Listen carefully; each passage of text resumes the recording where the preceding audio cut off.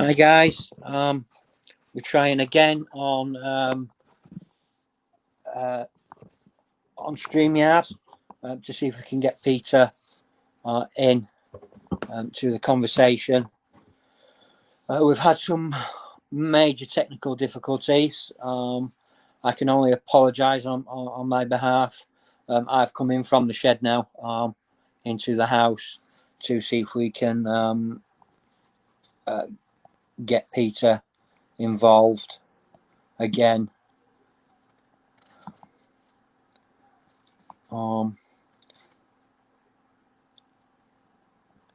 If we can't do it this way, we may have to do it on a pre-recorded interview and get it out to you the best way that we can through capture software or whatever. I'm just going to invite Peter, or try and invite Peter into this. It may go dark. I do apologise.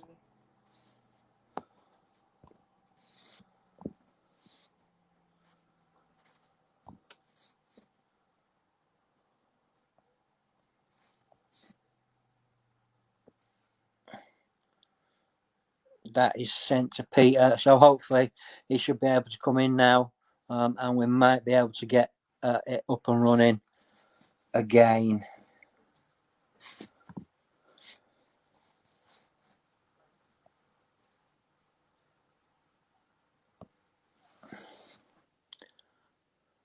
I can see there are two people in here. I do apologise. People may have to get this on catch up.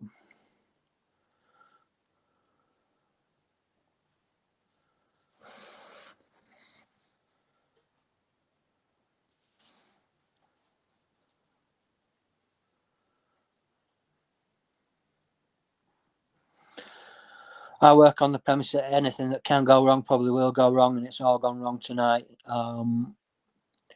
We managed to get a secure connection this afternoon, but for some reason, Peter was getting a severe lag on his end.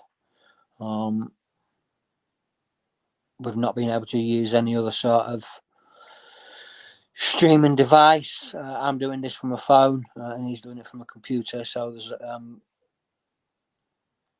it was always going to be a little bit difficult. We're doing the best we can. I can see that people are now coming in. Comments are enabled, so that's fine. People can make comments. Just allow StreamYard to access your Facebook.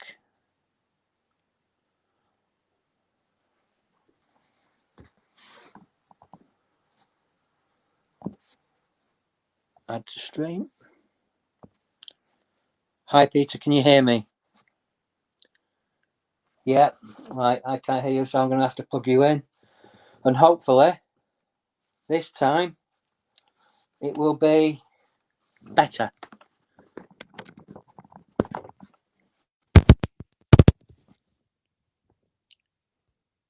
Can you hear me now? I can't hear you. Have you got the earphones?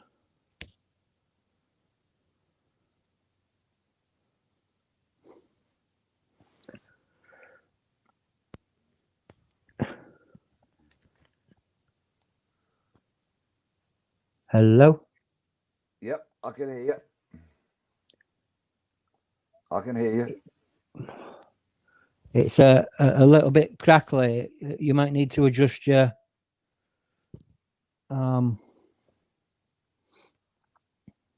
it doesn't seem to want to pick up the microphone.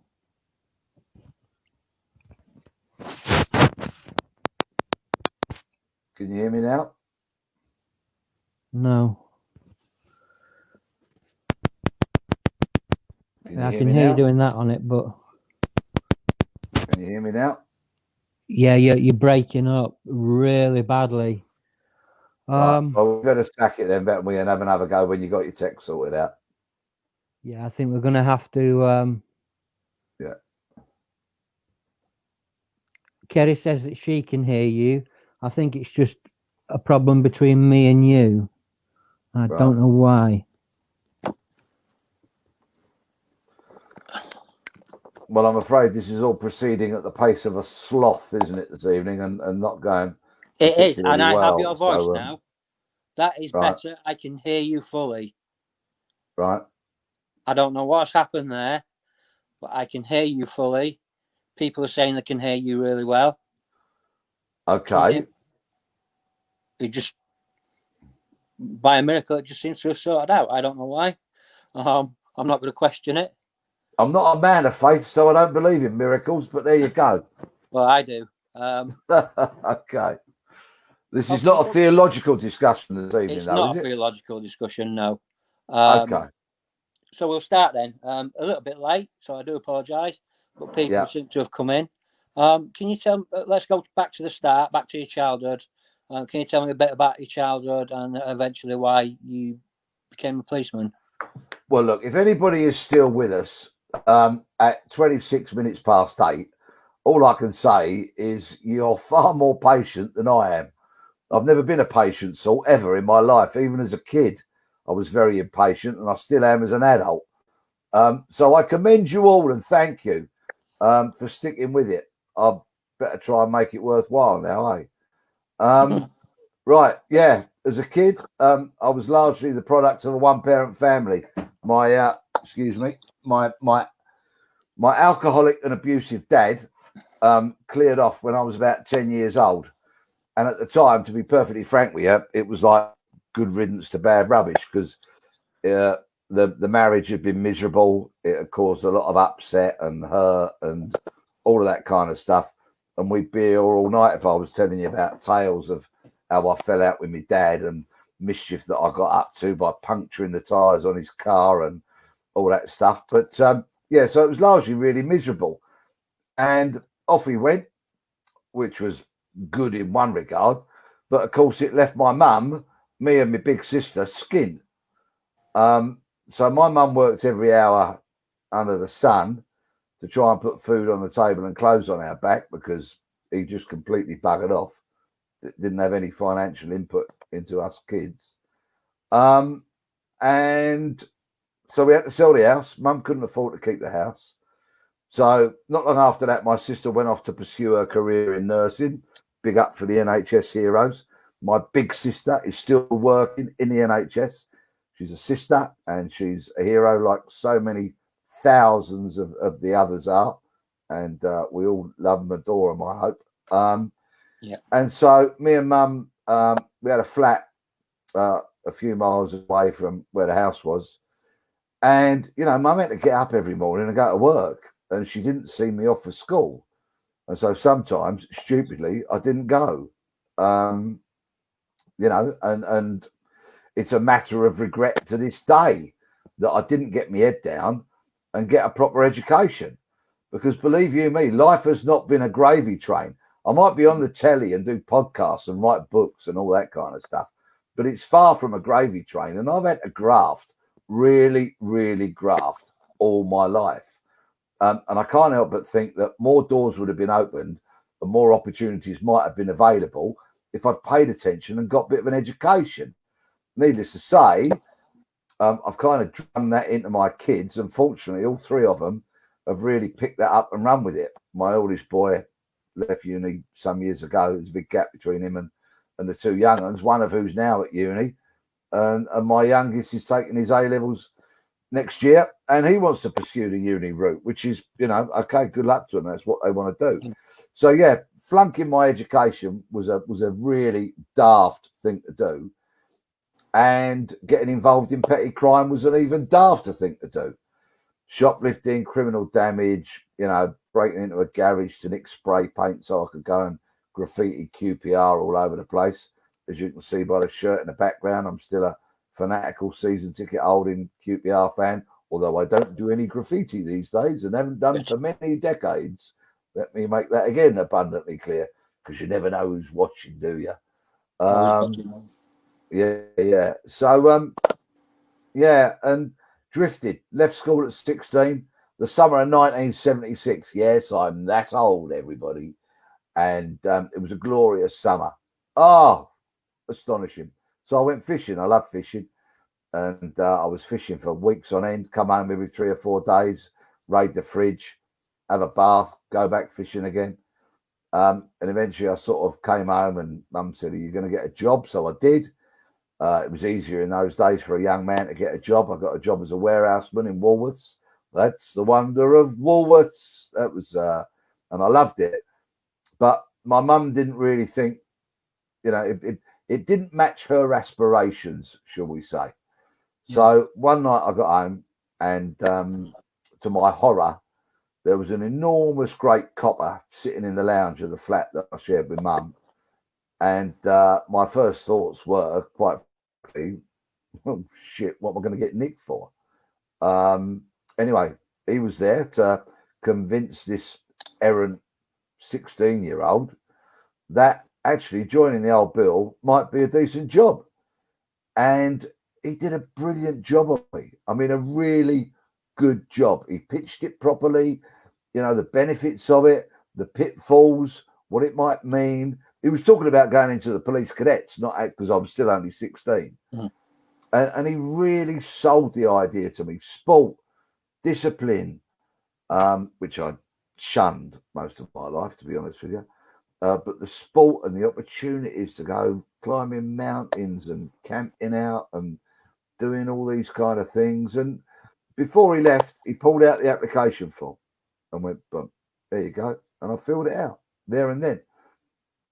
And a few weeks later, with a haircut, I walked through the gates at Hendon Metropolitan Police Cadet School, and essentially it kind of transformed my life. I loved the discipline. I threw myself into it. The physical training instructors were ex-Royal Marines, and if you got caught leaning on the wall or if your plimsolls were a bit grubby and all that stuff, and one of the physical training instructors came up to you and went, oi, Bleksley, down for 10 press-ups. Or what wasn't an option. The or what would have been unthinkable because these men would have turned you into a crowd in the blink of an eye. Mm. So you did it, and I thrived on it. I fell foul of the discipline, of course I did. I didn't become an angel overnight, and I got what was called defaulters. So if you got, if you'd done something particularly kind of wrong, you got defaulters, so you couldn't leave the cadet centre. You might have to stay there for the weekends and go on work details, emptying bins and sweeping the parade square and all that stuff. So of course I fell foul of that a few times, but I loved it. And I ended up being a vice house captain in the cadet school, which was remarkable, and I loved it. And 18 months later, when I was 18 and a half, I went up to the other end of the training estate to be sworn in as a police constable. And from a kid that had flunked school, I ended up being top of my class. I won a book prize, which I was, really quite proud of. And I've still got the book up in my loft, safely preserved for one of my grandkids to probably throw out in a few years' time or whatever. Not that I've got any grandkids, but you know what I mean. And I loved it. And then 18 and a half, nearly 19, got posted to Peckham Police Station in southeast London.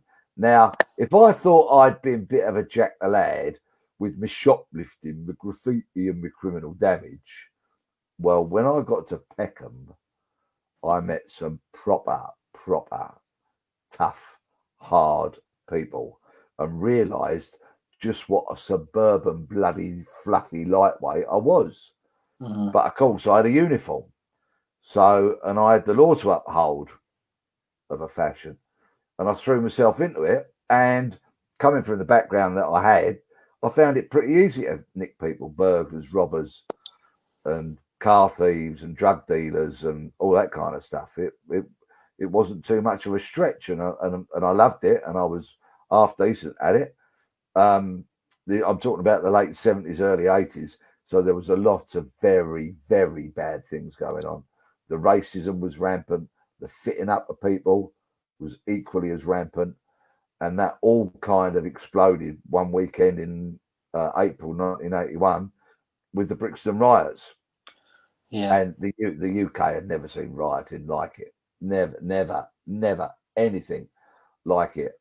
And it transformed my life that weekend because I suddenly realised what a symbol of oppression I had become because of the uniform that I wore. And people really wanted to kill me. They literally wanted to kill me that weekend. And all my colleagues, of course, and hundreds of police officers got injured. You know, numerous buildings got burnt down, more cars turned over and set fire to than you can imagine. Dreadful, dreadful weekend. And after that, I went, sod that. I'm not wearing this uniform anymore. I'm going to get out of that, go into plain clothes and try to become a detective. So what started the Brixton riots for those people that don't know?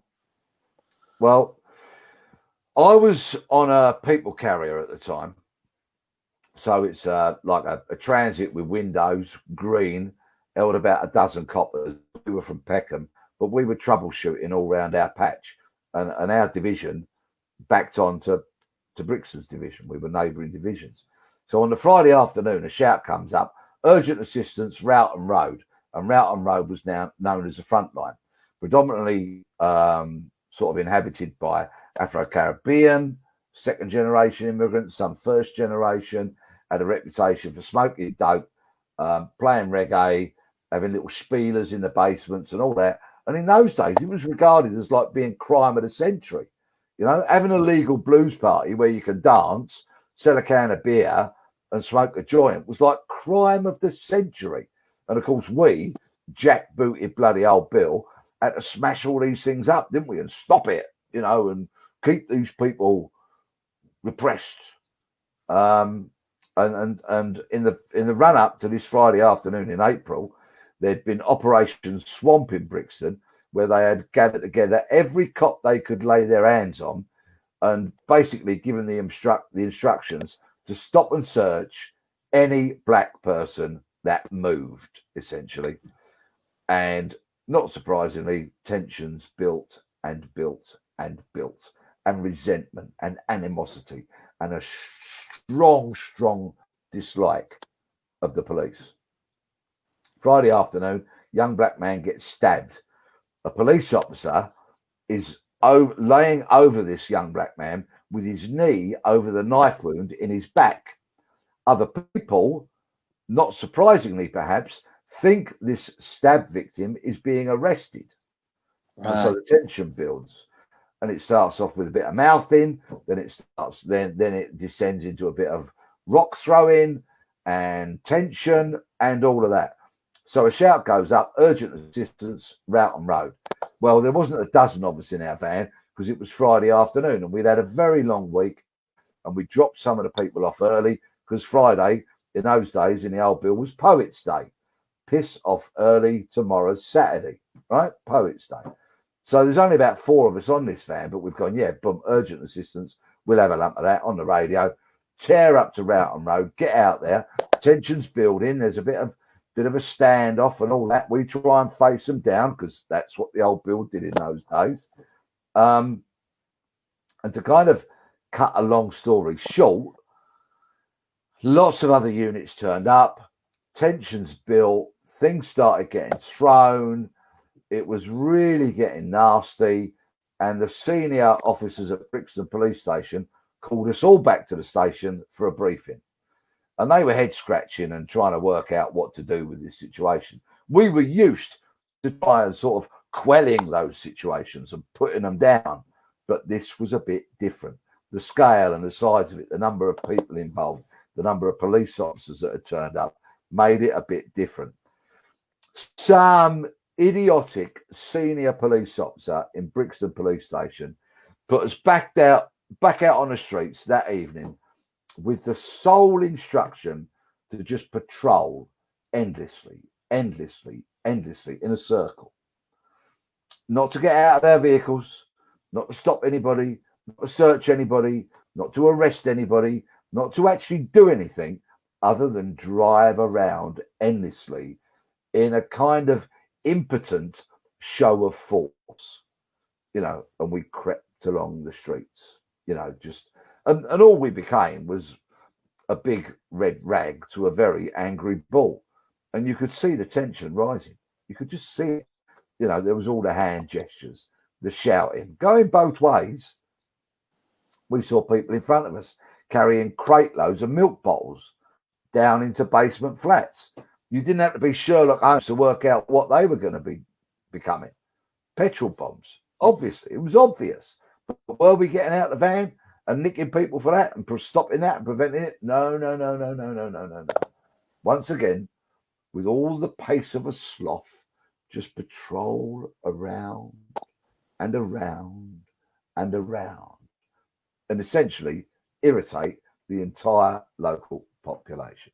Well, the following day, the Saturday, it kicked off wholesale. Literally, more petrol bombs than you've ever seen in mainland UK. Buildings, cars, coppers, over 200 cops got injured, and the Sunday it was bad, not as bad, and it kind of tailed off on the Sunday. But I didn't go back on the Sunday, but the Saturday was just an absolute carnage, and could so easily have been avoided. But it was policing was a lot clumsier in those days. Some might say it still is, and with some justification. But we knew nothing about an Afro-Caribbean, immigrant population or second generation of young black kids growing up. We just had to suppress them. Basically, that was kind of the tactic. And of course, if you do that to people who are underprivileged with chronic social deprivation, lack of opportunity, they're getting fitted up, they're getting beaten up, then what do you expect? They are going to rear up and have a go. And they did. And at the time, Ken Livingstone, who later became Mayor of London, was a prominent politician, said that weekend the police got a bloody good hiding. And there was uproar with him saying that. But you know what? From where I was standing, he was bang on. Yeah. So you went from there. What made you decide to go undercover instead of leaving? Well, once I bailed out of uniform, I got selected eventually after only a few short months to be a detective. And I went to Kensington in the Royal Borough of Kensington and Chelsea. And it was a rather different area to police. Lots of wealthy people with titles and £1 million houses and all this kind of stuff.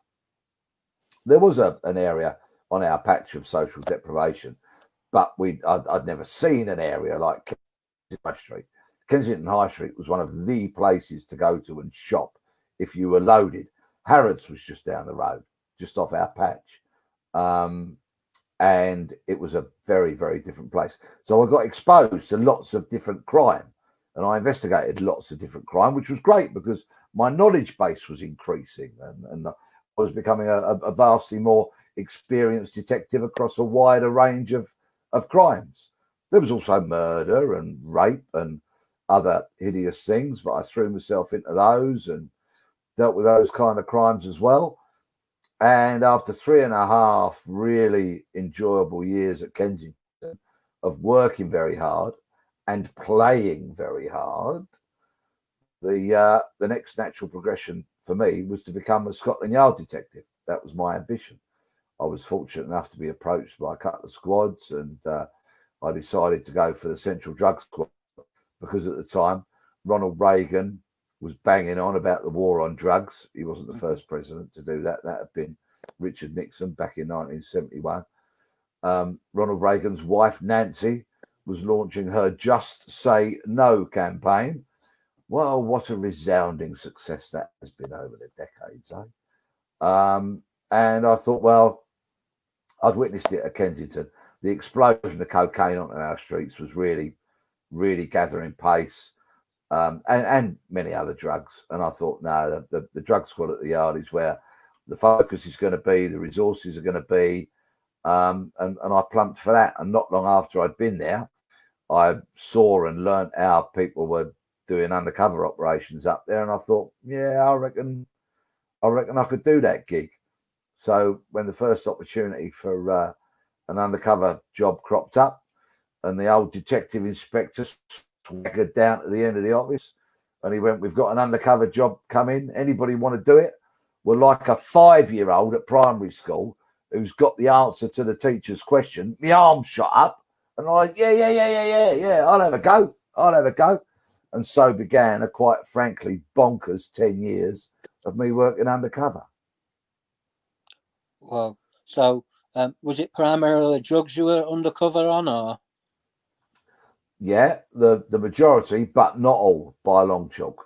Drugs, guns, counterfeit currency. I mean, I bought millions of pounds worth of counterfeit dollars, for example, and other currencies. High value stolen goods, antiques. I mean, I could never profess to be an expert in antiques, but horses for courses. And if one particular, I remember on one occasion, I bought a tile that had been stolen from a museum. It was thousands of years old, and it was worth an absolute fortune. And somehow I managed to carry it off. I pretended to be the middleman. You know what I mean? I didn't pretend to be the expert in ancient Greek antiquities, because that wouldn't really have worked for me. But yeah, I managed to buy this tile, and the museum and universities were delighted to get it back and all that kind of stuff. But yeah, so drugs, guns, yeah, by the bucket load. High value stolen goods, counterfeit goods, and from time to time, I'd profess to be an undercover killer, you know, gun for hire, trained assassin. If somebody wanted their business partner or their love rival or something like that murdered, then I'd step forward and carry out the negotiations for that, which invariably would end up with them being charged with conspiracy to murder. So was it hard to step into that sort of role, or I suppose it's acting really, isn't it? But was it hard to keep your nerves down and just plough on through? I was an oiky South London kid, so you know the role that I always portrayed wasn't that much different from what I'd been, you know, and the bloke I am. You know, the easiest lie to tell is the one that's closest to the truth. It's when you start leaping off at a frigging tangent and trying to pretend you're an helicopter pilot or a bow-tied expert in fine art or something, you're going to get caught out. The best lies are the ones that are closest to the truth. And so I've always been a bit of a South London sort of bloke. And that, by and large, was the character that I professed to be. And just so I didn't have to stretch the lies too far. So what's your most memorable case, if you can talk about it? Well, there's many, many, many of them. In my autobiography called The Gangbuster, which I will unashamedly plug. It's available on Amazon and all that. It's been out for about 18, 19 years now, and it still sells. The Gangbuster. All the, so many, virtually all the memorable tales are in there. The most memorable one, of course, is the one that had catastrophic consequences for me. And that was when myself and a undercover colleague from Customs and Excise were negotiating with a proper bunch of crooks who were linked to and believed to be funded by terrorists. And they were supplying us with vast quantities of heroin. In fact, when the consignment of heroin got delivered to me in a hotel room at Gatwick Airport, at that time, it was the largest quantity of heroin that had ever been seized on the mainland. Not at ports, but, on the mainland.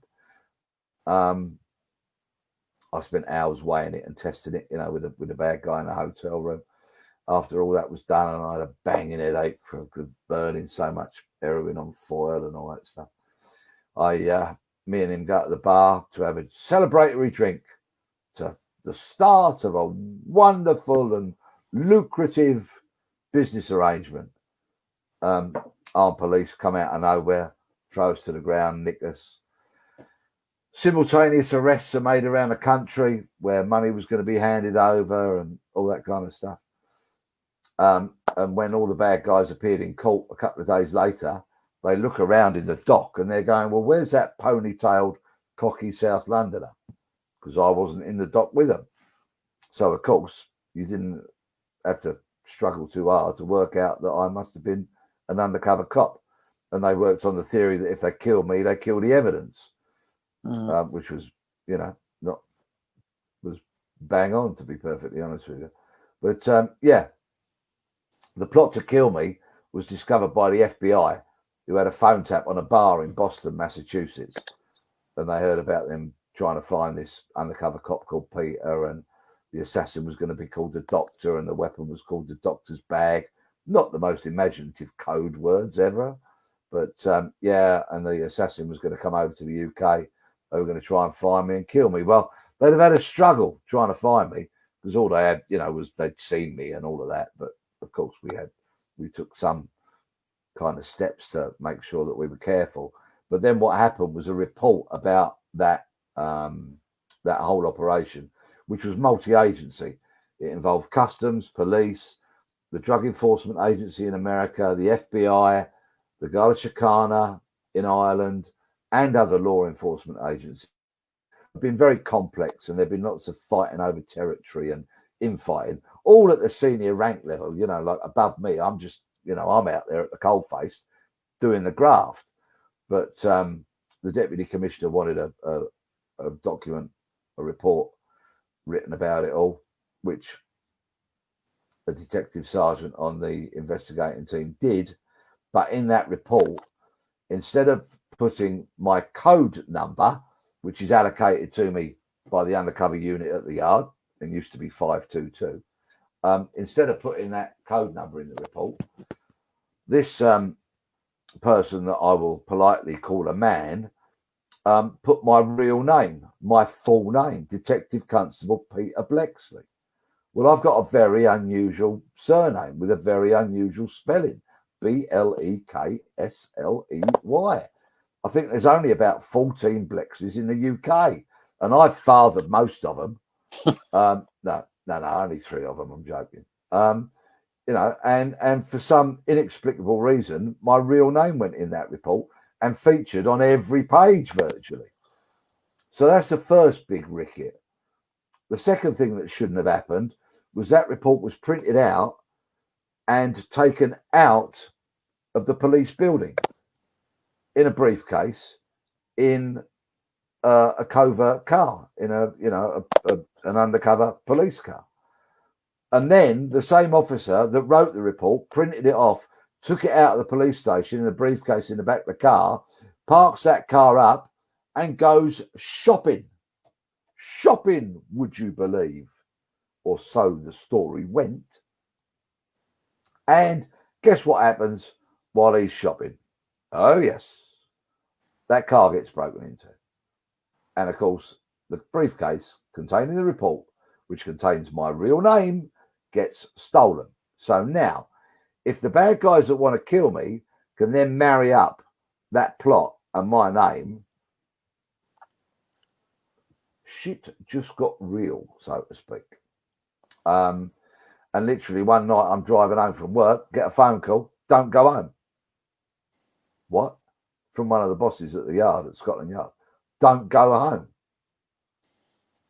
Right, you're going to tell me why I can't go home? No. Take one of your false identities, move into a hotel, and get to the yard at 9 o'clock tomorrow morning. Right. Okay. So my girlfriend, told me to get my girlfriend to pack an overnight bag and meet me at the hotel, which she did. So she's sitting there in the hotel room with me, and she's going, "What's all this about?" I said, "I don't know. No idea. Something's obviously gone seriously wrong, but I quite frankly don't know." You might not be surprised to hear that I caned the minibar in the hotel room that night, as I sat there trying to think what on earth it could be about. Didn't get to the yard at 9 o'clock the following morning. Of course not. Got there at 8, didn't I? And a mate of mine said, "Have you seen this?" as he pulled the report out of his pocket. And I said, "No." He said, "Right, here's a copy for you. Stick that in your pocket because I think you're going to need that. And here's another copy." Locks me in a little side office. He said, "Read that." Well, I couldn't believe what I was reading. There's my name on page after page after page. And I've still got a copy of it in on my bookshelves behind me. And by the time close of play that very day, the bosses at Scotland Yard had decided that I had to leave my flat, abandon my identity, and be parachuted into the witness protection program. And so began the most miserable 2 years of my life. That must have been like, no matter how strong you are as a person, getting ripped away from everything that you know, and put into a witness relocation and put into that situation. It must have been bonkers. It must have been like soul destroying for you. Well, it was nonsense and it was horrible. It was nonsense because, believe it or not, Scotland Yard still wanted me to work undercover. So this is how a typical day would go. I'd wake up in the morning and I wasn't in a home, I was in a hideout, right? As much as, you know, they gave it a lick of paint and all that, it was not a home. It was purely and simply a hideout. So I come downstairs, pick up the mail on the doormat, and that is addressed to the false identity that I'm living in witness protection, right? So that's the first person I've been that day, right? Right. I get ready, go to work, get in the car. First of all, I've checked underneath it to make sure no bastards put a bomb there, right? Goodness knows what the neighbours thought. Get in the car, drive to work, and for about an hour, I can be myself. Turn the radio on, put whatever music on I want. And for that hour, I'm myself. So that's the second person I am during that day. Then I get to work, walk into the office, and one of the governors will go, Blex, got another undercover job coming today. Fancy it? What am I going to say?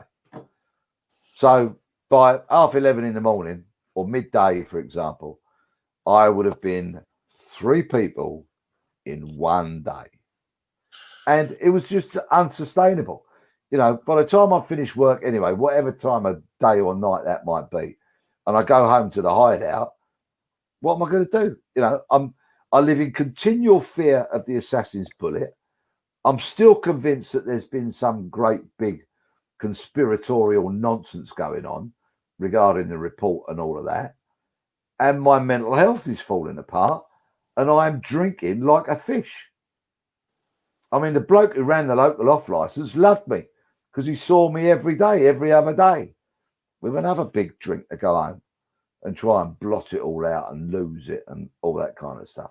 So it was catastrophic. It was absolutely catastrophic. And it's not surprising that I ended up having a major mental health breakdown and being admitted to a lock-in psychiatric ward. Yeah, I would imagine I've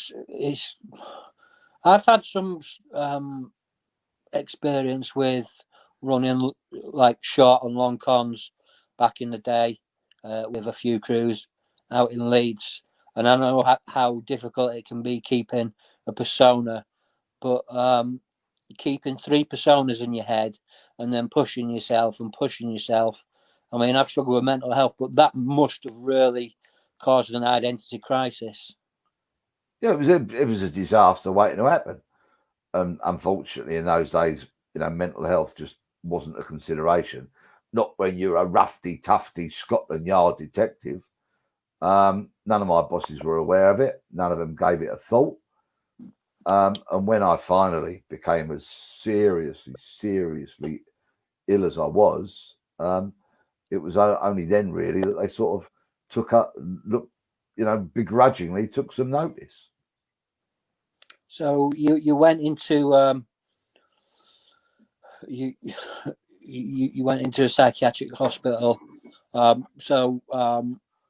When you got out, what was your next step? Well, 3.5 weeks later, after they found some meds that worked for me, I was released from that ward. But I hadn't been fixed. I was better. I was a lot better, but I wasn't really kind of fixed. And but the police, once again, in their infinite wisdom, thought it would be okay for me to go to university and do a psychology degree. I was frigging really ill. I mean, it was all just a bit of a joke, really. Nobody knew how to handle it, how to handle me, or how to handle the situation. I clung on to my job. I got better. and better bit by bit. Went back to work, obviously never to work undercover again, but I did a bit of surveillance and, you know, some office-based intelligence work. But then eventually I'd been at the yard or on yard squads for about, oh, goodness knows how long. And they put me back to a police station, and that was just a catastrophe. My reputation preceded me. I felt very, very stigmatized because of my mental health issues and all of that. And I found myself driving out of the police station yard one day in my car, and I'm gripping the steering wheel so tight that the whites of my knuckles are almost blinding me. And I said to myself, this is enough. This is enough now. I'm gonna become ill again. So I drove home, and I went, that's it. I'm not going back. And I wasn't well. You know, I just wasn't fully recovered. It was clearly impacting on me again. And a few months later, I was medically retired from the old bill. So there I was, 39, 40 years old, no education to fall back on, no trade, no craft, no form of calling, nothing to fall back on. 40 years old on the scrap heap of life. What am I going to do? So what did you do? Well, I had the still about the way I've been treated by the old bill. I wasn't, Really? you know, I wasn't particularly happy about all of that. I felt I had a story to tell, a good story, an entertaining story, you know, a story that people would enjoy and would like, you know, because by crikey, I'd done some things during my time in the old bill. 21 years in the old bill, I had done some things, particularly seeing as that over 10 of those years have been undercover. I was fortunate, and I got a publishing deal for my autobiography. I had some help with that from an experienced writer. And that kind of threw me when that came out. I think it was first published in 2001. And as I say, it still sells a few, the Gangbuster. People contact me and really still enjoy it, which is lovely. Yeah, that threw me into the media. All of a sudden, from living a very, very secretive life, my name was in the public domain. TV stations, news channels, radio are ringing me up to talk about crime and policing. And then I got a story consultancy gig on a BBC One drama. And that was kind of, okay, I guess I'm sort of in the media now.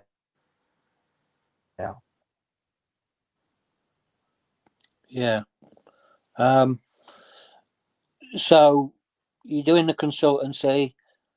Did you then go into? Was it that you went into becoming a private investigator?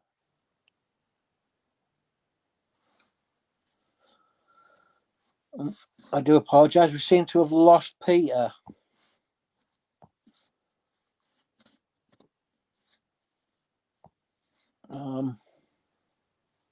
Let's try and get him back in the stream.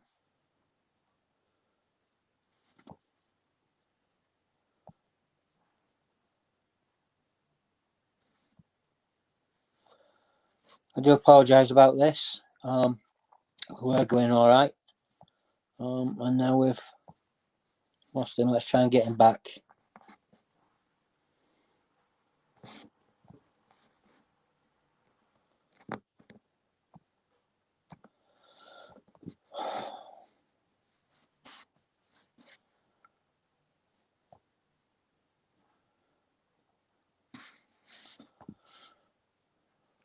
I'm hoping Peter will come back.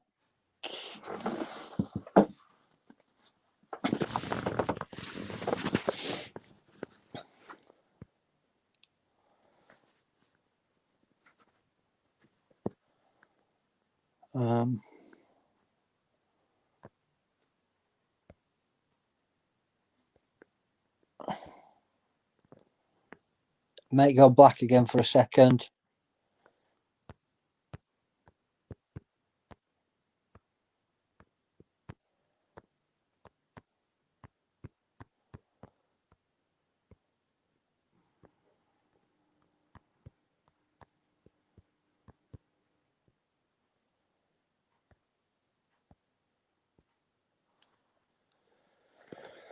Bam, bam, bam.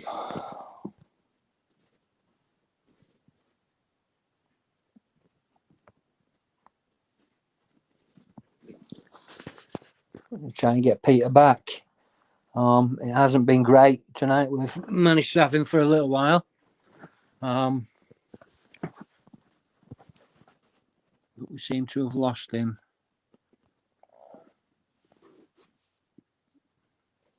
Excuse me.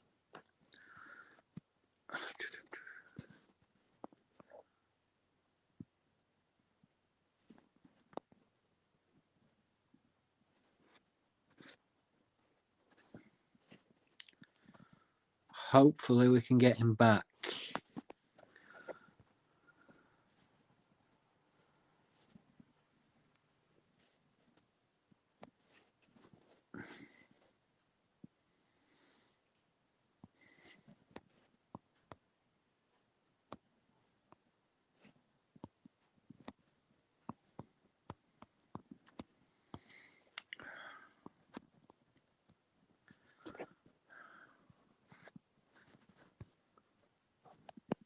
Bum, bum, bum.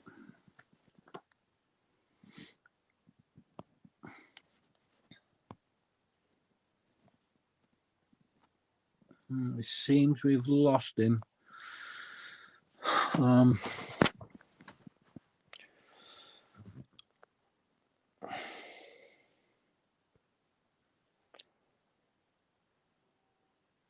were having a really good conversation. It was going really well, and then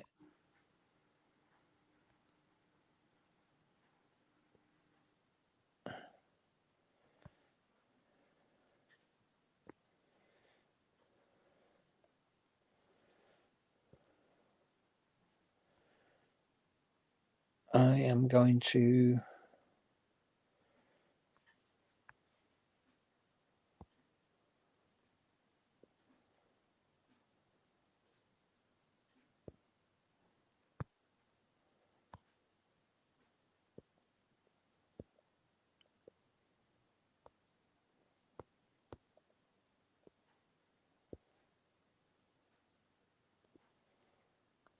apologise about this, guys.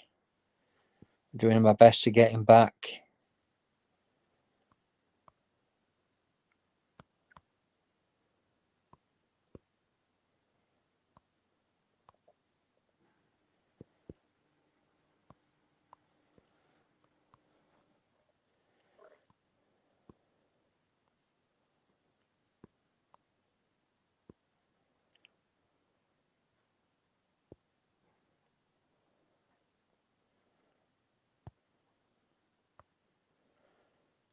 I can see there are 7 people in here. Say hello if you're still in here. We've got Bleksley back. Let's see if we can get back in the stream. There we go. Hopefully.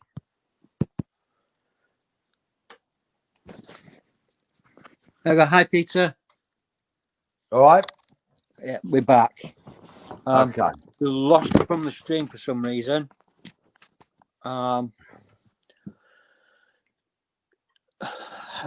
is how's your microphone? Is that working okay now again? I can hear you loud and clear. Yeah, up and down again.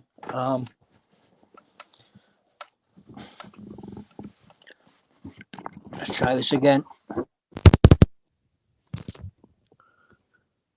Right. So if we can try and get back to so you're on. That's better, mate. I've got you now. So where were you? You were I don't know. You tell me, where was I? I've forgotten. You were in the media. Yeah. So I'm in the media. Yeah. So yeah, that and you know, one way or another, I've sort of scratched a living there. I mean, I became really fascinated about unsolved murders because whilst I didn't work on a lot of murders when I was in the old bill, I never worked on an unsolved one. And suddenly, because I'd moved away from murders and spent so much time on serious and organised crime, you know, it's kind of by now it's like 2002, 2003, and I'm becoming fascinated and irritated by the fact that people can commit murder in the 21st century with detectives having all the tools available to them that they've now got in the modern era, and yet people are still committing murder and getting away with it. So my second and third books, second book called On the Run, third book called To Catch a Killer, were about unsolved murders, because I was and still am fascinated and massively, massively irritated that people can commit murder and get away with it. Because I believe that the fundamental rule that binds all of society together says we don't kill each other. Because if we do, where are we going to be? You know, where are we going to be at? What kind of vigilante sort of nightmarish world will we live in?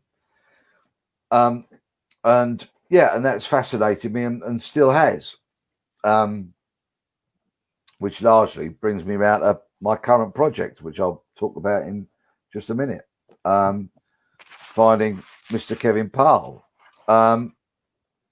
Yeah, so, you know, I've done hundreds, probably thousands of broadcasts on radio and television about policing and crime and other things as well. I did 6 series of Hunted and Celebrity Hunted for Channel 4, which was a lot of fun. Met some wonderful people and a great experience. But I took it as far as I could go, because in the last series that I was a part of, that I was the chief of, we caught all of them. Brilliant. None of them got their grubby hands on the 100 grand, which was lovely. That had always been our aim, our stated ambition, to catch them all. And when we did, it was lovely. Many members of the public went absolutely garrety about it and didn't like it, and you got all the nonsense. Fix, yeah, righto. Go and do one. People who know nothing about how investigations work and all of that, but it was great. We had a terrific night that night, a really, really unforgettable night. Cost me an absolute bloody fortune, because as a chief, I felt it was my duty to stick my credit card behind the bar for a while.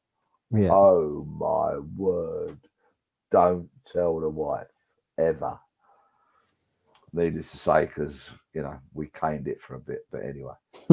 Yeah, it was great. And left the show February 2019. And I was thinking, right, what am I going to do as my next major project? My publisher said, yeah, you can have another book deal if you've got the right subject material. And I thought, well, you know, despite, because I'd also written plays for Radio 4. I've written 3 plays for Radio 4. I've written 3 books. But the bottom line was I was best known for catching pretend fugitives on a bloody TV entertainment show.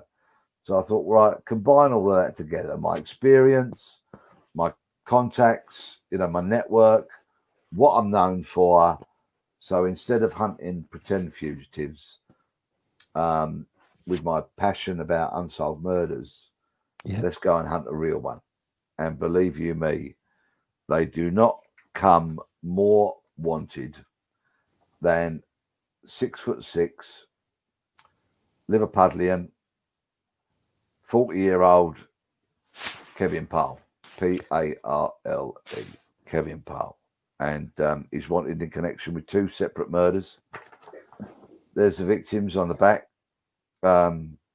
16-year-old, yes, 16 years old, a kid, a child, Liam Kelly, wanted for the blasting to death with a shotgun of Liam Kelly, and 22-year-old mother of 3 young children, Lucy Hargreaves, who, if you'll excuse me, I think I'm going to sneeze. Lucy Hargreaves, described to me by those who knew her as being as beautiful on the inside as she was on the outside.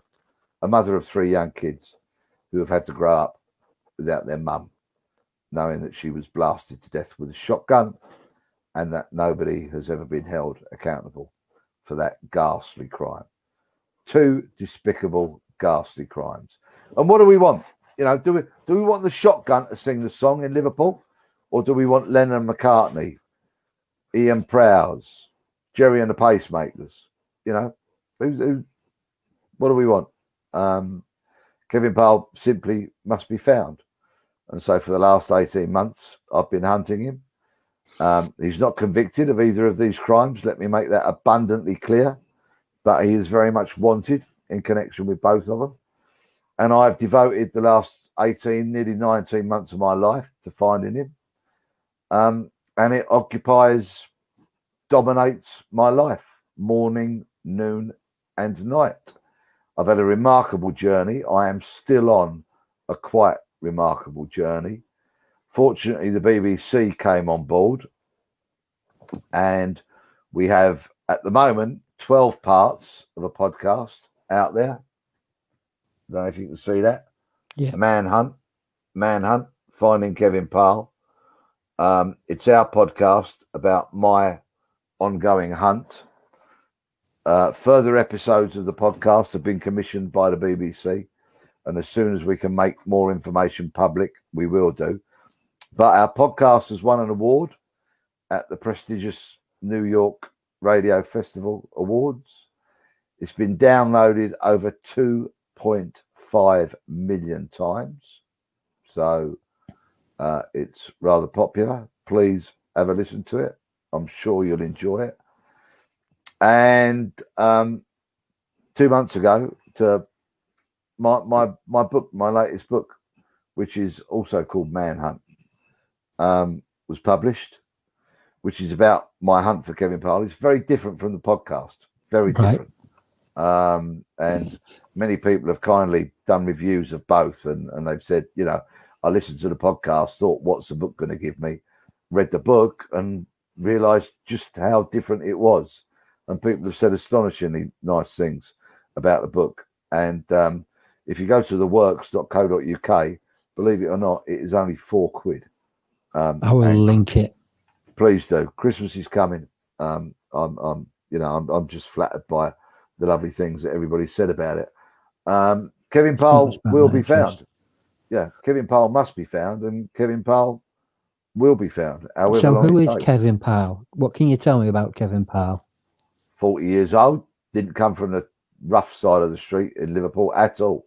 He's not from Croxteth, Toxteth, Highton, Norris Green, not from any of those places. Came from the south of the city. Pretty sort of middle class kind of upbringing, really. Went to a private school, big lump like his brothers, 6'6". But essentially he was a bit of a wannabe for some reason. Started a degree course, which he never finished, and was just, for whatever reason, was a wannabe. The big cheeses in the Liverpool crime world didn't trust him to start with. He was given kids to look after, basically, and to run, which may or may not be why, you know, young Liam met such a premature and ghastly death. Was Kevin Powell trying to prove something, prove himself, take a step up, join the big boys? I mean, he won't like it, and quite frankly, I don't give a toss. But I've met people that knew him when he was a kid. We go back as far as his primary school and as a teenager, and people describe him as a clown. You know, a little shit, somebody else described him as. A designated driver, somebody described him as. So he wasn't, you know, born to be a tough nut, born to run with the first division kind of outfit, but clearly wanted to make a name for himself. He's very smart, very smart. Many people have told me how intelligent he is and how smart he is. And that would be borne out by the fact that he's been on the run for over 16 years and not been caught. So clearly he is smart, and he's proven to be a very worthy adversary. And he might always be too clever for me and too smart, and I might never find him, but I ain't never giving up. No, I will say my wife's just linked the book in the comments, so you should be able to just click on that and get in there. What's the closest that you got to Kevin Powell? Well, when I started my hunt for him, there was quite a few people decided to troll me and abuse me, saying he was dead. To which I would say, prove it. Where's the evidence? And they'd say, you need a deep sea diving suit. He's in the bottom of the Mersey, or he was chopped into bits and thrown overboard in the Mediterranean and all that. It's nonsense. If you listen to the podcast and you read the book, you will find ample evidence of the fact that he is alive, without a doubt, which is fine and inspiring, because clearly, I would rather find him alive than discover evidence of his death. But if I do that, then so be it. That would still afford some kind of closure for the victims, because this is all about Liam and Lucy. It ain't about Kevin Powell, and it ain't about me. This is about Liam and Lucy, 16 and 22 years old. Please don't lose sight of that fact. And yeah, we've traveled to many different places, and there are still many, many more doors I've got to knock on, and people I've got to see. Some wonderfully courageous people have come forward and continue to come forward and give me evidence about Paul, those that are harbouring him and funding him. This ain't going to be easy. It hasn't been easy. It's been arguably the greatest work challenge of my life. But that's what will make it all the more satisfying when law enforcement slap the handcuffs on him. So what's the story I hear about you were in Spain and you were in a bar handing out flyers? Is that right? Yeah. We've been to many bars handing out flyers. We went to a cannabis club in Spain, or they're called cannabis associations sometimes. And these basically are places that have cropped up all over Spain, where if you show some photo ID and proof of residence, pay a membership fee, you can go into one of these places and just sit there and smoke to your heart's content. You can't buy gear in there, and you can't serve gear up in there. They're kind of strictly monitored in that regard. And the old bill is supposed to be quite hot, and they'll close you down if they get a whiff of that. But if you just want to go, if you're a stoner, obviously pre-COVID, clearly, and it will be post-COVID.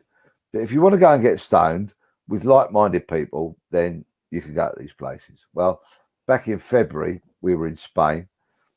And when I say we, I mean me and my mate Mark, who's my podcast editor. And we've been told that Paul frequented one of these cannabis clubs, cannabis associations. And we've been given directions for it. It's between a cocktail bar and a gym. And we're looking, we're going up and down the road looking for this.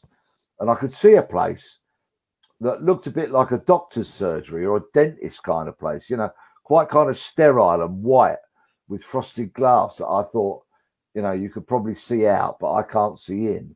And to me, that didn't fit with my obviously incorrect and preconceived notion of what a cannabis club might look like. I thought it might be a bit bohemian, a bit basement and what have you. Anyway, Mark and I are standing there, and Mark's got his microphone because he's always hoovering up audio for the podcast. And he's saying to me, so what do you think? Blah, blah, blah. And I'm just about to talk to him. And out of the door comes two young fellas, Mediterranean kind of complexion, dark hair. And I said, yeah, can we help you? I said, yeah, is this, cannabis club, blah, blah, blah. And I said, this is something that I am still kicking myself for, like hugely. They said, I said, I'm looking for a guy called Kevin. And one of them went, tall Kevin. Yeah, not half, like 6'6" Kevin, I'm thinking to myself. Yeah, that's it. Yeah, tall Kevin. English guy. Yeah, that's it. Yeah. And I say, what do you want to talk to him for? And this is where I made an enormous, great ricket.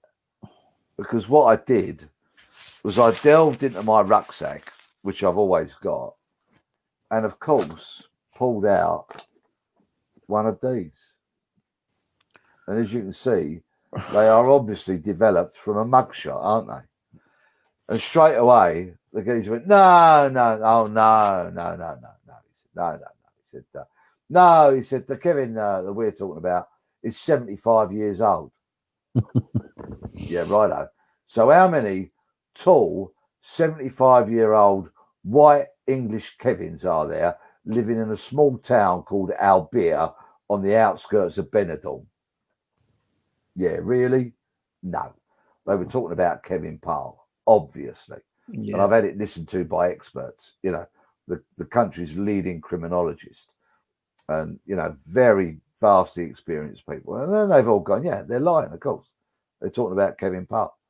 So, you know, it's just another example of how we've proved that he's alive, and we don't know how recently he'd been there, because clearly those blokes were on his side and weren't going to tell me. But it's all great. You know, this is what inspires me to keep going, you know, because he's alive. He's out there. And whether he's gone from there to Dubai, to Thailand, wherever he may have gone, to Ireland, back to the UK, you know, as long as I'm drawing breath, I'm looking for him. Yeah. End of story. As long as I can put one foot in front of the other, as long as I can bash this keyboard, I'm looking for him. End of. So I can you kind of said about the young man, but where does the young woman come into it? Why would he take the life of a young woman? Well, Lucy had the great misfortune. Let me be careful how I word this. Lucy's partner was a guy called Gary Campbell. Lucy was murdered in August of 2005. In 1993, 12 years earlier, Gary Campbell was allegedly the passenger in a stolen car that hit a group of pedestrians and killed a 4-year-old boy. Right. 2 men stood trial for Lucy's murder and they were acquitted. But the court was told that the attack on Lucy's home was a revenge attack whereby they were trying to take the life of Gary Campbell, who was upstairs with their 2-year-old kid. Not only did they shoot Lucy, they set fire to the house afterwards. And so Gary Campbell and his 2-year-old daughter had to escape the inferno by leaping out of a first-floor window. These were not professional assassins.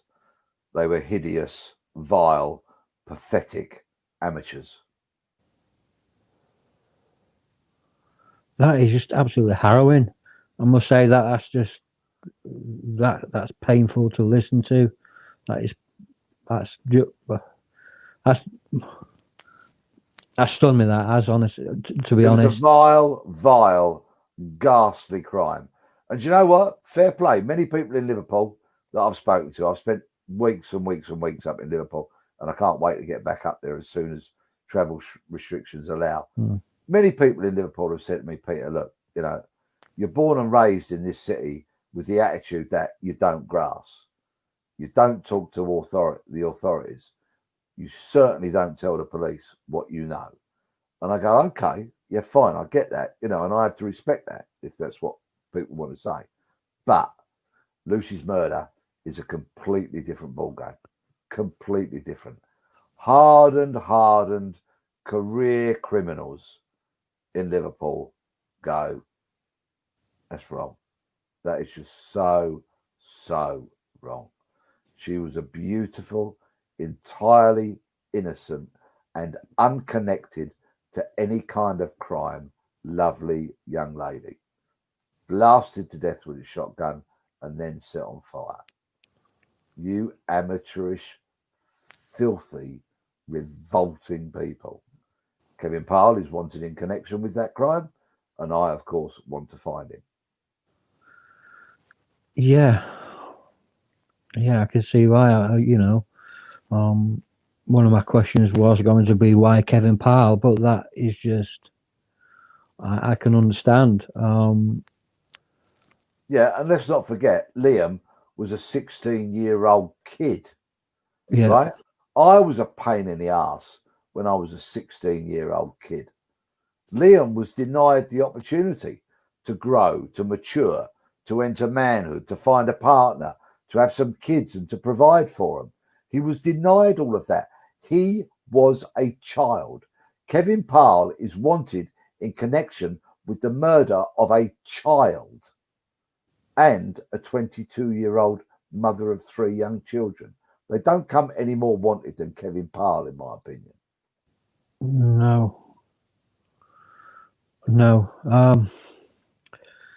So you're pushing through this. I presume you're doing every sort of bit of media that you can to get Kevin Powell's story across.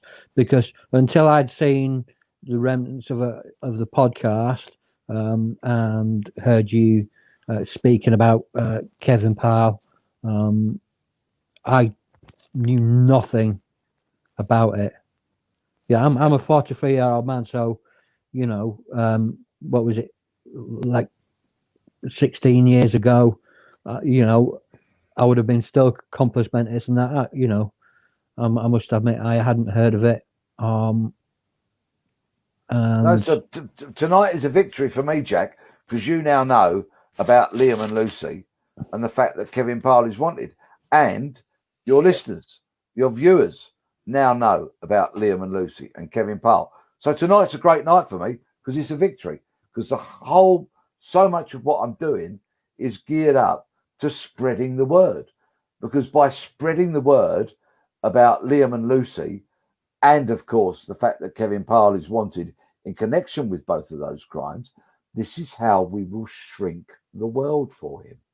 Bit by bit, I'm shrinking the world. And eventually, I'm going to squeeze the planet so tightly that his 6'6" nut is going to pop up and law enforcement can slap the handcuffs on. Yeah. And then he can be put in front of a court to answer the allegations that are made against him. That's justice. Whatever is the outcome of those court cases is nothing to do with me, because I'm not investigating the murders. I am merely trying to find Kevin Powell, and find him I will.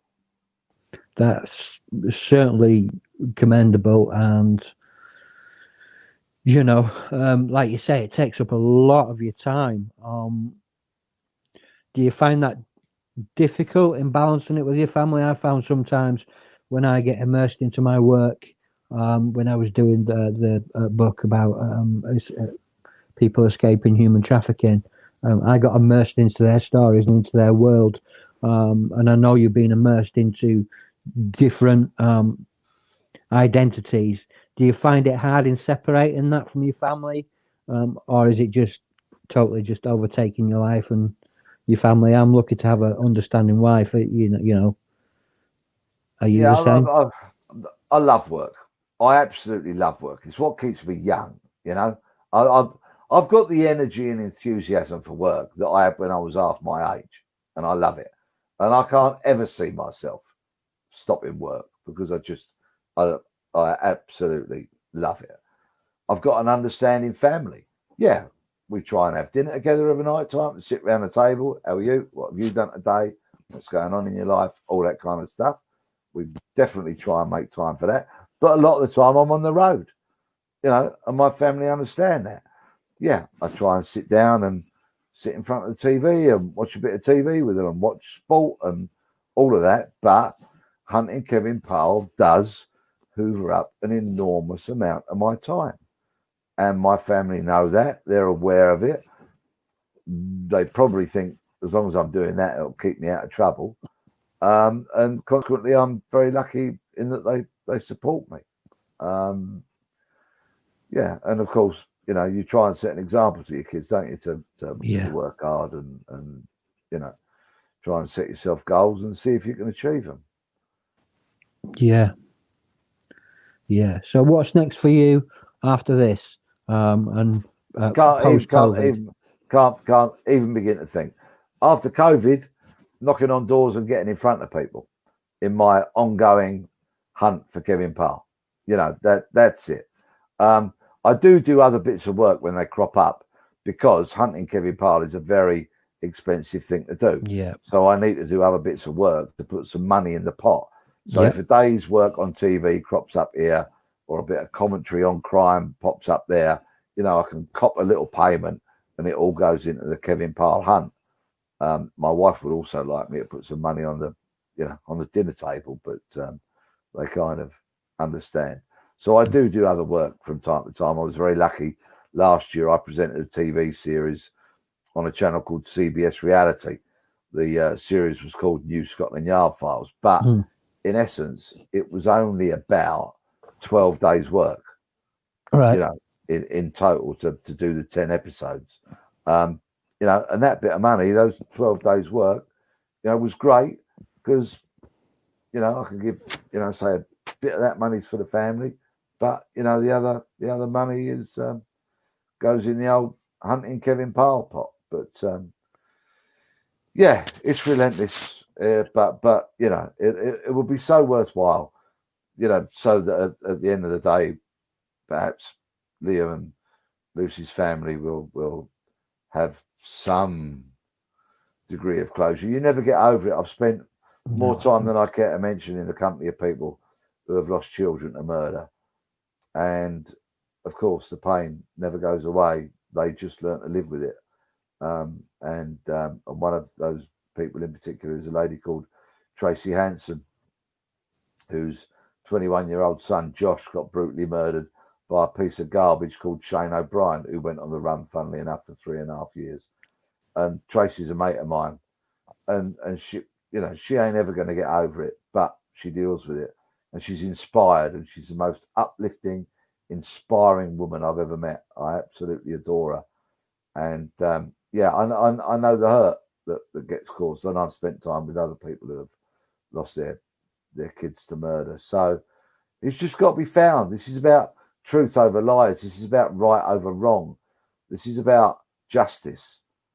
And there's no halfway house for me here now. No.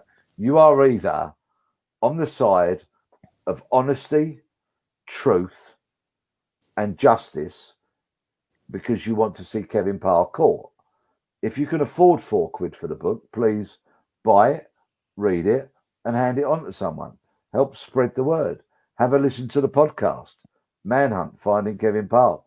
It's on the BBC Sounds platform and other places. Please have a listen, read the book, buy it if you can afford it. I know it's difficult financial times for many people, but you can get it for £4 out there. Spread the word. There's no halfway house here for me. No. You're either on the side of Powell and his associates, in which case I'm coming for you, and I'm going to find out what you're doing and who you are, and you'll only have yourselves to blame if you get nicked in regards to harbouring him, funding him, or other criminality. Don't blame me. You'll only have yourselves to blame. I've put out an offer to them on many an occasion. They can hand him over, or I'll just keep carrying on, finding out. Or you're on the side of honesty, truthfulness, righteousness, and wanting to see Kevin Powell caught. There's no middle ground. There's none of this, I don't want to get involved. Not my business as far as I'm concerned, because I do see things sometimes in a rather binary way. No. So, that's it. You're either on board the hunt for Kevin Powell, or you're on his side. In which case, I can say wholeheartedly that I've lost friends and I've lost family to murder, and when someone is taken from you like that, it takes away a piece of your soul, takes away a piece of your heart, and you can try, but you will never be the same again. You will never function the same again. You will never think the same again. What you have said tonight has really affected me, and I want to do whatever I can to help you get the word out. I know that my followers will do the same. We'll post your books. We'll post anything that we can to put Powell's face out there, because I didn't think it was going to affect me like this. It really has sort of shocked me, knowing that two people so young that their lives have gone, and knowing from a family's point of view how it feels. And it's just, I can see why you're pushing forward. I can see why you're doing it. I will give you all the support I can, personally. Thank you, Jack. Thank you. But, as you know, and I know, we've both had mental health issues. Yeah. So I don't want to impact adversely upon you. And I need to ask this now. Are you okay? I mean, are you okay? I'm fine. I have a network of people that I work with. I'm a very blessed man in the fact that I have a very understanding family. I have a very understanding wife. I have a very understanding best friend, who is on the comments now, and I have a church behind me. I have a faith that I utilize. I'm clean and sober. I have been for coming up to 6.5 years, and I have a sense of justice. I wasn't always from the right side of the fence. I was a hapless, hopeless, homeless, drug addicted loser. I've been violent in my lifetime. I've done some things that have affected people. I've hurt people beyond belief, and that, while I can try and make amends, I may never be able to make amends to all them people. I work a 12-step program. I'm comfortable with that. I'm comfortable with the way I am. I know that not everybody's going to see me for the person that I was reborn into. I know there are people out there that are going to think a leopard can't change his spots. There are people out there that are always going to keep me under that scrutiny. But at the end of the day, I've got a whole community where I live that keep an eye out for me. I've got a wife that I love very dearly, and it's my first wedding anniversary next week. I've got children whom I love, and so yeah, I'm fine. I have my down days. We all have our down days. It's never easy every day, all day, but we get through it. And part of the way that I do that is to be a voice for other people, to offer a sounding block, a platform for people to be able to get their stories across. It's why I became an accidental journalist. It's why I told the stories of the escapees of human trafficking, which really did sort of change my life. And now I just want to speak for those that can't speak, and the ones that have been murdered can't. Very, very commendable, Jack. But will you please send me a message tomorrow morning after you've slept on it, just in case what you've heard tonight impacts negatively upon you?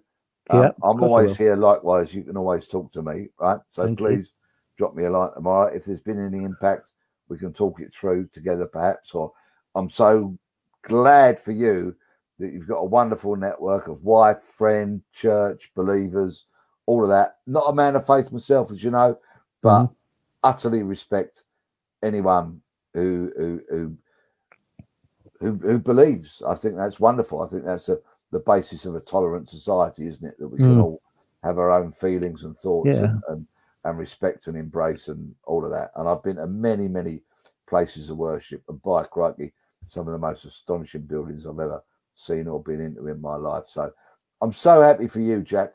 I'm a firm believer in second chances. I completely believe in that. There are some people that are beyond the pale, but they're small in number. But essentially, I've been so lucky. I've been given more second chances than I probably deserve. And I guess in that regard, you and I have some striking similarities. Yeah. It's I'm just really sort of blessed to have some very supportive fans as well.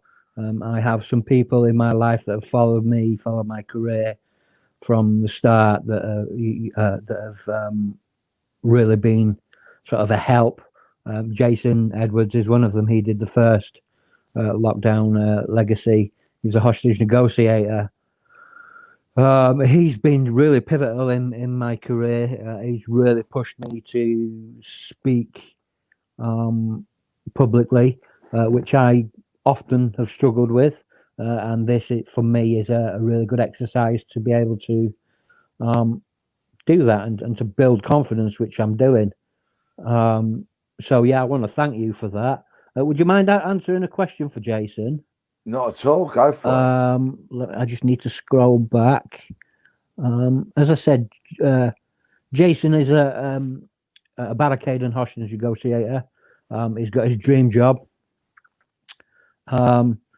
His question to you is: I work with the police as a crisis negotiator and mediator, and I'm very proud of the work I do alongside them. The team you led on Hunted contains psychologists and profilers.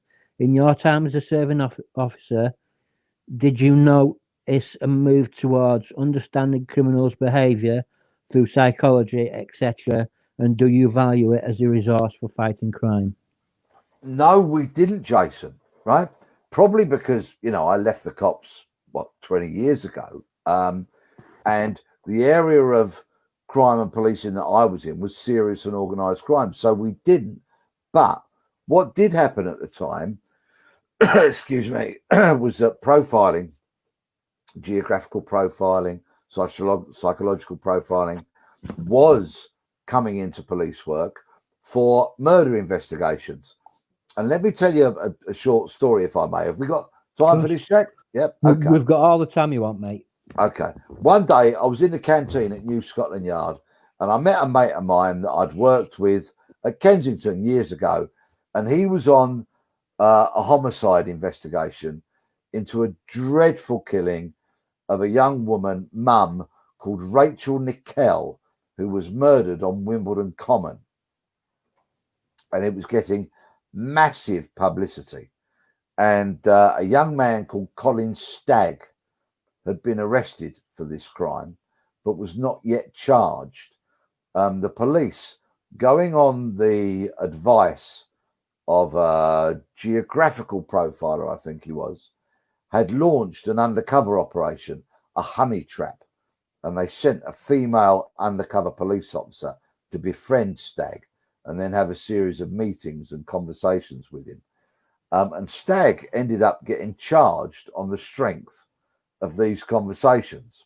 Well, I saw this colleague of mine in the canteen at New Scotland Yard, and we went and had a cup of tea. And I went, "Go on then, mate. Go on, tell us all about the investigation." And he went, "It's him.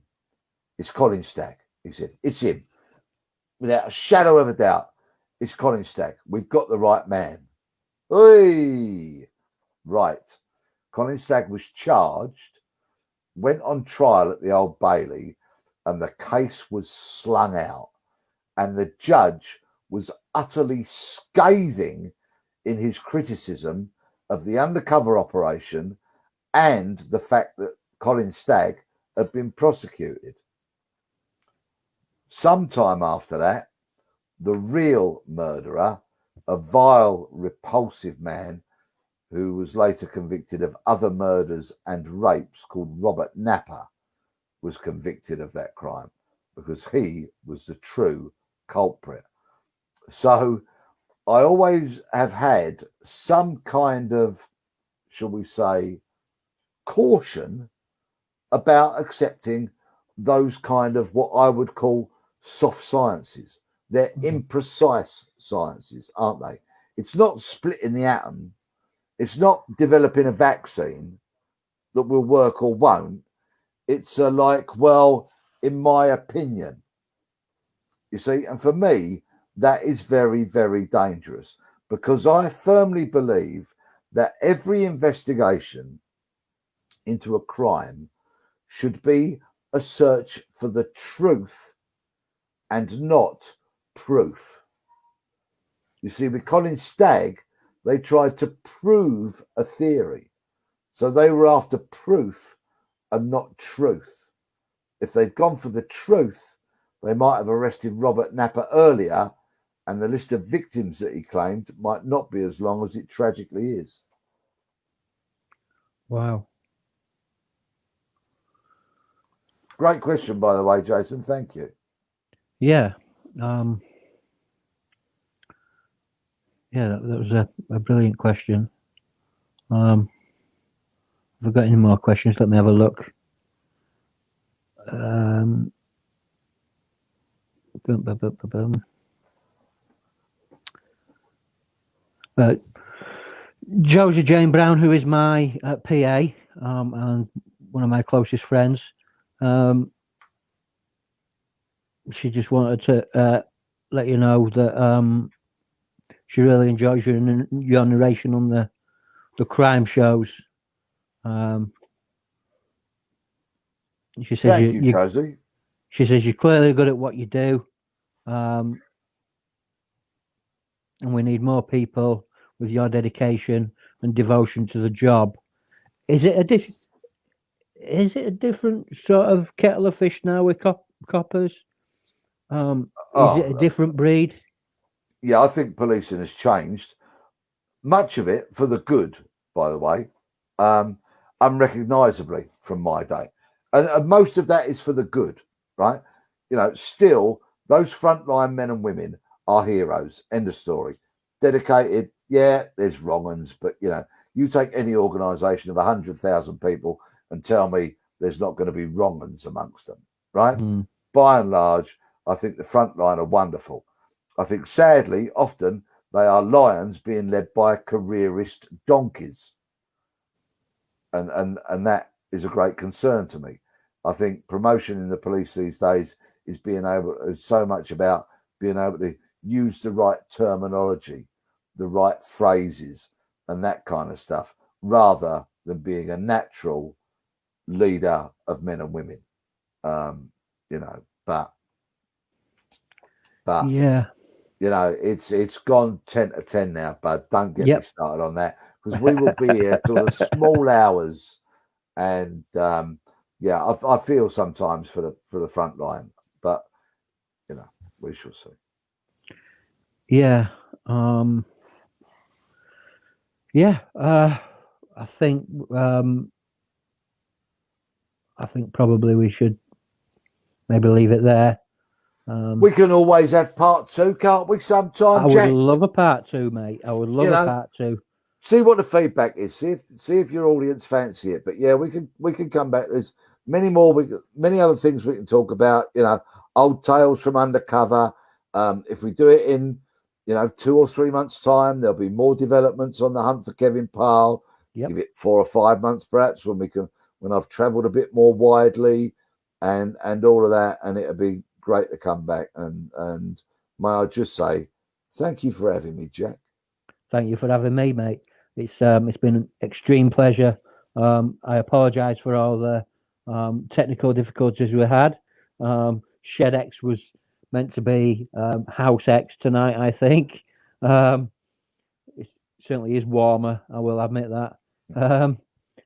But yeah, thanks everybody for sticking by. Anybody who has stuck this out tonight through all those technical irritations and everything like that deserves a blooming medal. So thank you very much. It's been a privilege to be able to talk to you. Brilliant. Thank you so much, Peter. I will catch up with you in a little while for a debrief, let's say. And Jack, you've got to message me tomorrow morning just to make sure there's been no negative impact on your mental health about talking about Liam and Lucy, okay? Of course, mate. Yeah, of course. No worries, mate. Okay, I will say thank you to everybody for coming, and I will say goodbye, and I shall see you on episode 4. Cheers, buddy. Thanks, everyone. Cheers, mate. Take care. Bye-bye. Bye. What I will do is I will say thank you to Peter once again. Any book that's been mentioned, any pictures, any wanted posters, we will post on the Accidental Journalist site, and we will see what we can do to get it out there. Let's try and get Peter some books sold so he can carry on hunting for Kevin Pyle. I agree, he does need to be found. Please feel free to carry on with the messages on Facebook. I will pass them all on to Peter. Thank you, everybody, for getting involved. Thank you for all your questions. And thank you for your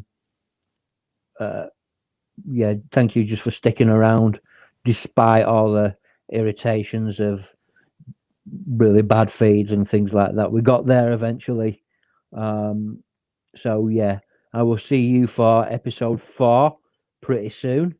Not episode episode 5. I apologize, episode 5 pretty soon. And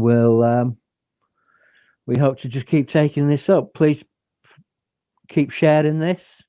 Do what you can to get this out to as many people as you can. Kevin Pyle must be found. Just keep sharing and do what you can. Thank you for all your support, and I will see you again next time. And with that, I will bid you good night. Thank you.